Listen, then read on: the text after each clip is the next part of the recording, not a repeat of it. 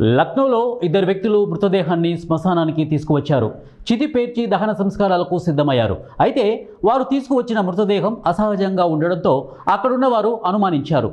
కప్పిన దుస్తులు తొలగించగా ప్లాస్టిక్ బొమ్మ కనిపించింది. ఇది చూసి వారు షాక్ అయ్యారు. ఇక ఆ ఇద్దరు వ్యక్తులను పట్టుకొని పోలీసులకు అప్పగించారు. ఉత్తరప్రదేశ్లోని హాపూర్ జిల్లాలో ఈ సంఘటన జరిగింది.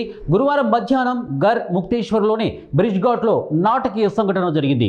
ఇద్దరు యువకులు దహన సంస్కారాల కోసం ఒక మృతదేహాన్ని కారులో తీసుకువచ్చారు. కర్రలతో చితి పేర్చారు. దానిపై మృతదేహం ఉంచి అంత్యక్రియలకు సిద్ధమయ్యారు. కాగా శ్మశాన వాటికలోని వ్యక్తి చితిపై ఉన్న మృతదేహంపై అనుమానించాడు. చాలా తేలిగ్గా అసహజంగా ఉండడాన్ని గమనించాడు. దీంతో దానిపై కప్పిన దుస్తులను స్థానికులు తొలగించారు. అయితే మృతదేహానికి బదులు ప్లాస్టిక్ బొమ్మ ఉండడం చూసి వారు షాక్ అయ్యారు. మరోవైపు మరో వ్యక్తి అంత్యక్రియల కోసం వచ్చిన గ్రామస్తులు ఆ ఇద్దరు యువకులను పట్టుకున్నారు. పోలీసులకు సమాచారం ఇవ్వడంతో వారు అక్కడికి చేరుకున్నారు.